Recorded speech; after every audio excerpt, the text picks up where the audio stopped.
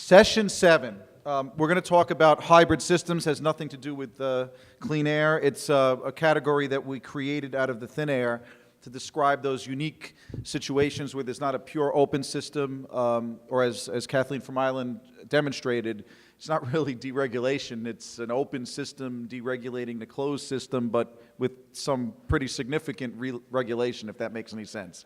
To put things in context, the last session was talking about the evils of what it might have been like when it was deregulated. Now it's really regulated, but an open system. So I want to make sure we define our terms appropriately. But what we're going to talk about now, we're going to have two very interesting presentations that look at alternative approaches to regulation, which, depending on how you put it, it could either be closed or open or a combination of the both. We're talking about franchises. I guess it would be nice to talk about the concept of privatization.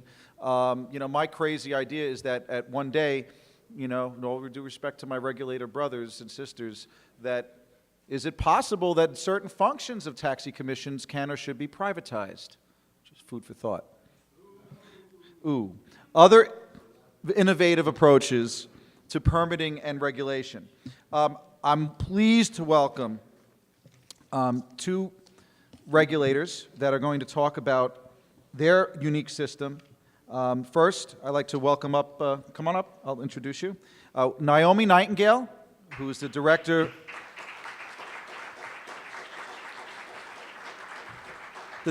of Taxi Administration for Thousand Palms, California. She worked in the transit industry since '85, serving in progressively higher positions.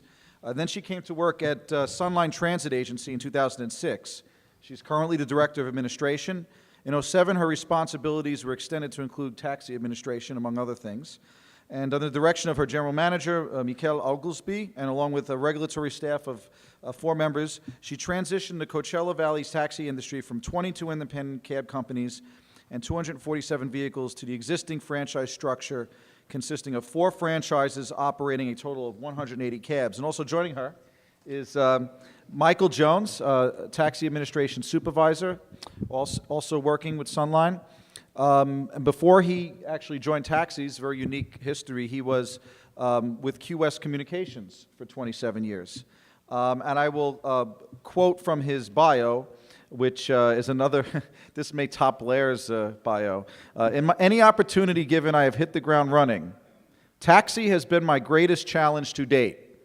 When hitting what I thought was ground, it quickly turned to quicksand. I reached out to my director, other regulatory agencies across America and Canada, pull me to safety. Thank you for your assistance. I guess you're talking about ITR. Without further ado, I'd like to welcome and acknowledge and thank Naomi and Michael, and you're going to get a very interesting presentation from them. Welcome and thank you for joining us.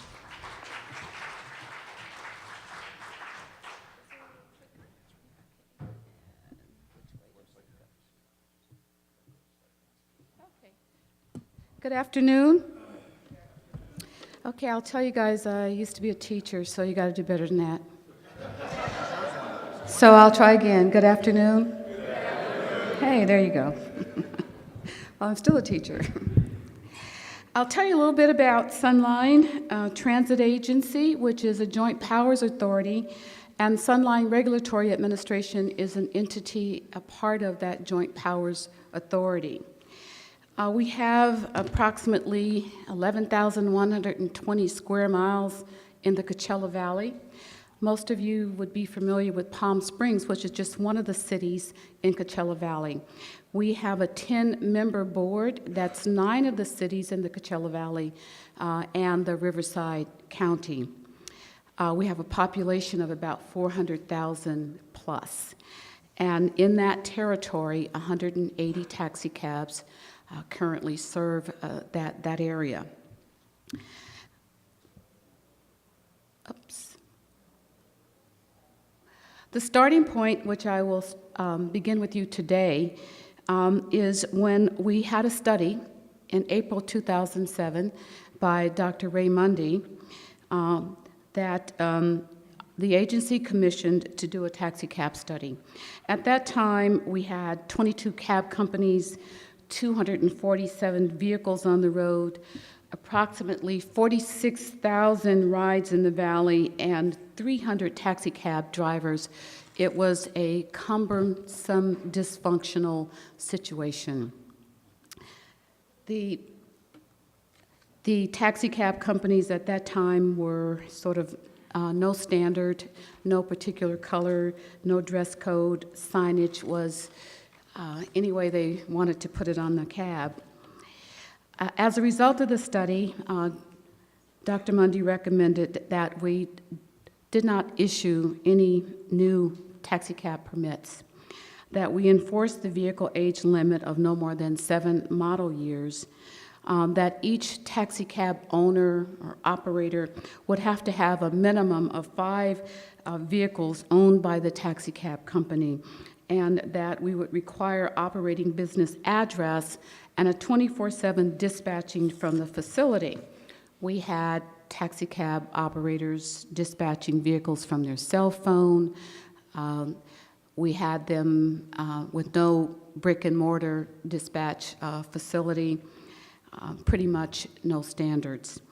Also, the additional recommendations was to require all taxis to be insured through and by the taxi company policy, to increase regulatory staff by 1, because at that time we just had 1 person out there doing regulations, and then to require English and local geographic street proficiency, because many of our drivers were non-English speaking.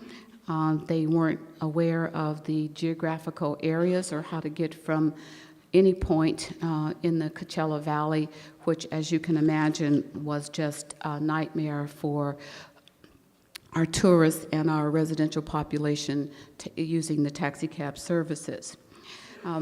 There was an application process in order to acquire additional, or to get a permit.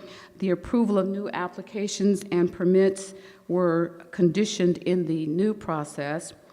That reduced the taxi cabs from 22 to 70 cab companies and reduced the 247 taxis to 172 taxi vehicles on the road. That made it for a much more manageable situation.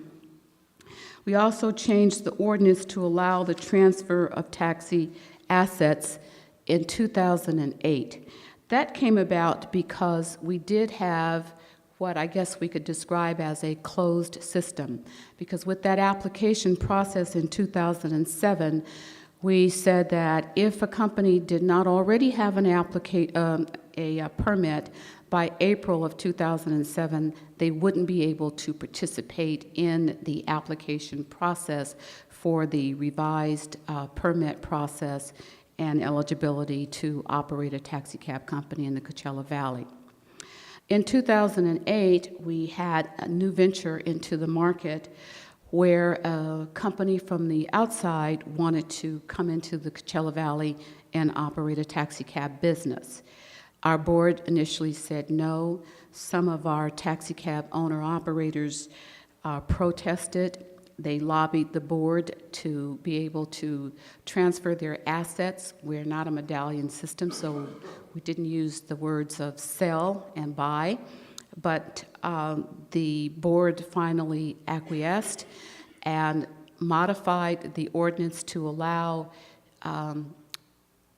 the application process to be opened for eligible entities to come into the Coachella Valley. There was one taxicab company who met those eligibility requirements, and that company had acquired 6 of the then existing cab companies. That changed the ordinance so that 6 companies transferred to the new applicant. That reduced our number of cab companies from to 12 cabs and 176 taxicabs. 12 companies, 176 taxicabs. The operator permit was granted to the new applicant, and the new company started business in January 2008. You can see that we have been an evolutionary process in terms of how we've moved from one kind of system to another system. We now are a franchise system. In March of 2009, our board voted to move to a franchise system. It was likely because with the 12 cab companies that we had, there was always dissension, there was never coordination, there was never agreement. If there was agreement, then by the time they got to the board, they disagreed. There was no consistency in the industry, and so the board kind of threw their hands in the air and said, let's go franchise. It actually was a recommendation that was in our study, which the board had decided early on not to follow through. They would still try with the independent cab companies, and they felt that it was time to move to the franchises. We put out an RFP for the franchise. The key criteria for the proposers was they had to have an airport automated vehicle identification fee, a vehicle permit fee, the driver background checks and permit fee, and vehicle inspection. Additionally, the taxicab, there is a recalibration fee, meter and flag drop rate adjustments, proposer site visit, proposal requirements and franchise terms, review and adjustment of authorized number of vehicles. So currently we have 180 vehicles, 4 franchises.